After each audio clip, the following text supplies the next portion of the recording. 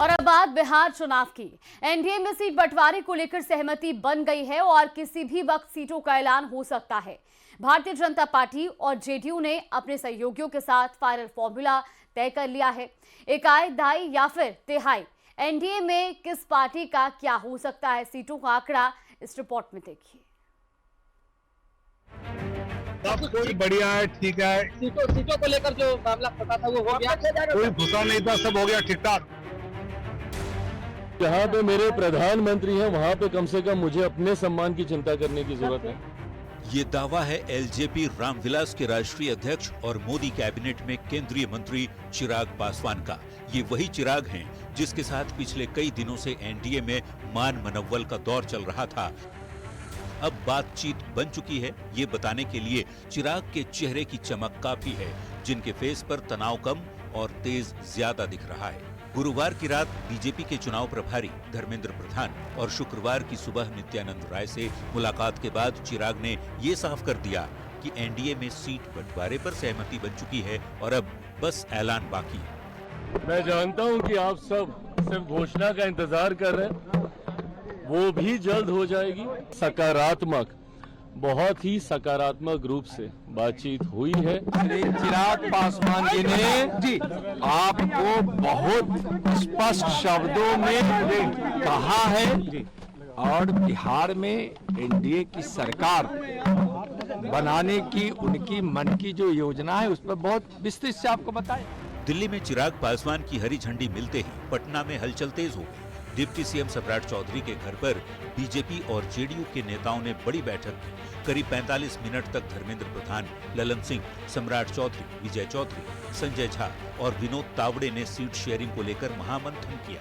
माना जा रहा है कि चिराग के साथ सीटों की डील पर भी बंद कमरे में चर्चा हुई। उपेंद्र कुशवाहा के घर मुलाकात के बाद विनोद तावड़े ने भी दावा किया कि एनडीए में ऑल इज वेल की स्थिति है।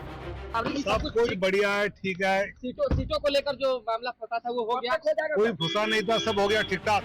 घटक दल और एनडीए के बड़े नेताओं का दावा है कि सीट बंटवारे का ऐलान जल्द किया जा सकता है। बीजेपी और जेडीयू सहयोगियों के साथ साझा ऐलान की तैयारी में है। बीजेपी के साथ कई राउंड की बैठक के बाद हिंदुस्तानी अवाम मोर्चा के अध्यक्ष संतोष कुमार सुमन भी यही संकेत दे रहे हैं कि बहुत जल्द सीट शेयरिंग की तस्वीर साफ हो जाएगी।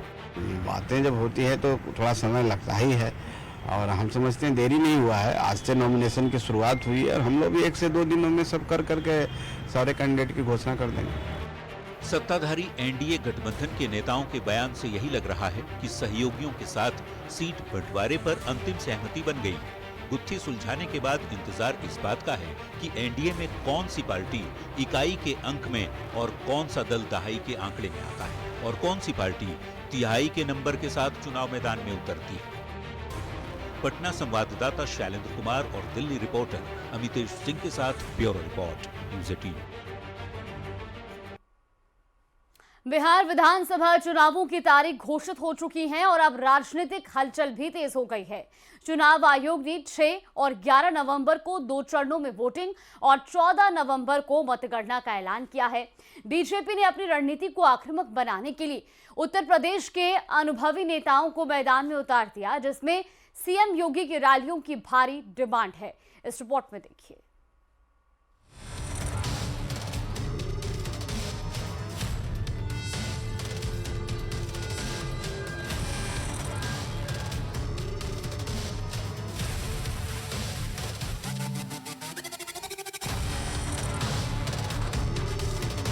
बिहार की 243 सीटों पर सियासी जंग तेज हो चुकी है। बीजेपी केंद्रीय नेतृत्व ने चुनावी रणनीति को मजबूत करने के लिए यूपी के टॉप नेताओं को बिहार भेजा है। डिप्टी सीएम केशव प्रसाद मौर्य को सह प्रभारी बनाया गया है, जबकि डिप्टी सीएम ब्रजेश पाठक समेत 6 से ज्यादा मंत्री डेरा जमाए चुके हैं। बीजेपी सांसद, विधायक और सहयोगी दलों के नेता भी सक्रिय हैं। सूत्रों के मुताबिक सीएम योगी की रैलियों, सभाओं और रोड शो की सबसे ज्यादा डिमांड है।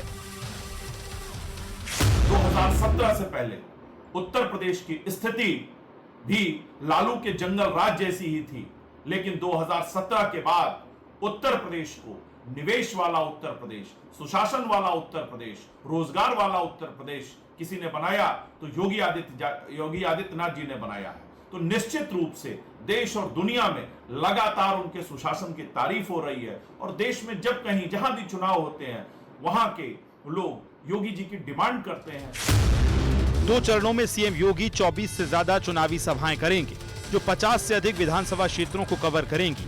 योगी पहले और दूसरे चरण में स्टार प्रचारक रहेंगे। केशव मौर्य और ब्रजेश पाठक की भी सभाएं प्रस्तावित हैं। देवरिया से विधायक शलभ मणि त्रिपाठी को प्रबंधन की जिम्मेदारी दी गई है, जबकि मंत्री दयाशंकर सिंह प्रभारी मंत्री धर्मेंद्र प्रधान के साथ जुटे हैं। भाजपा का फोकस यूपी मॉडल को बिहार में दोहराना है।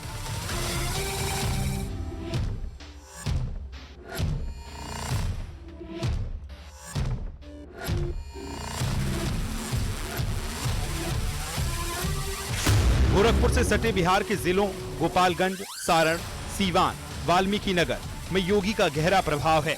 उनकी फायर ब्रांड हिंदुत्व इमेज युवाओं को आकर्षित करती है।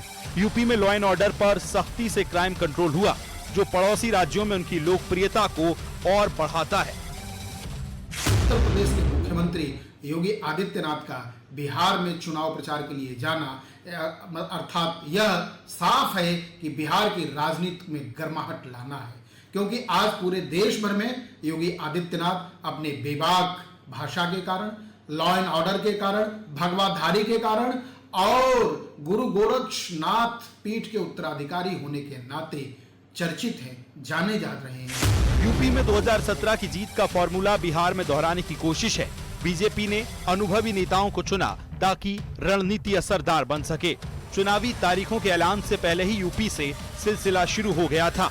जाहिर सी बात है कि उत्तर प्रदेश के तमाम नेताओं का बिहार चुनाव में जिस तरीके से डिमांड है और उनको वहां पर चुनावी मैदान में उतारा गया है, और मुख्यमंत्री योगी आदित्यनाथ को लेकर तमाम जो प्रत्याशी हैं, तमाम जो नेता हैं, वो मांग कर रहे हैं उनकी रैलियों और सभाओं की। कैमरामैन मनोज शाही के साथ संकेत मिश्रा, न्यूज़ 18 लखनऊ।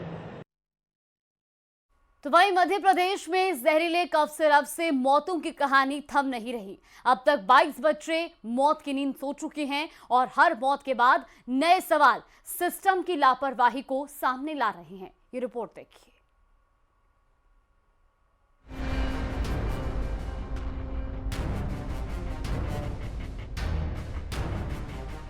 जिंदगी बचाने वाली दवा जहर बन गई और लील गई 22 जिंदगियां। 1 साल 7 दिन का गर्वित पवार भी इस दुनिया को छोड़कर जा चुका है और अब हर मौत अपने साथ सिस्टम की नाकामी के सवाल सामने ला रही है।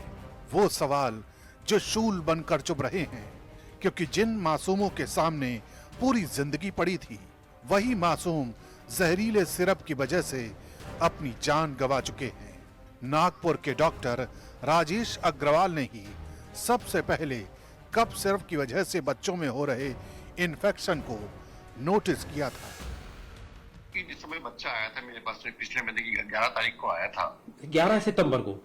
हाँ, 11 सितंबर को आया था। तो मुझे खबर लगी थी कि बच्चा जो आ रहा है मेरे पास में, बच्चे की किडनी काम नहीं कर रही करके जी, और ये बच्चे ने पिछले 36 घंटे से पेशाब नहीं किया। तो जो बच्चा ने पहुंचा, काफी क्रिटिकल हालत में था बच्चा वो।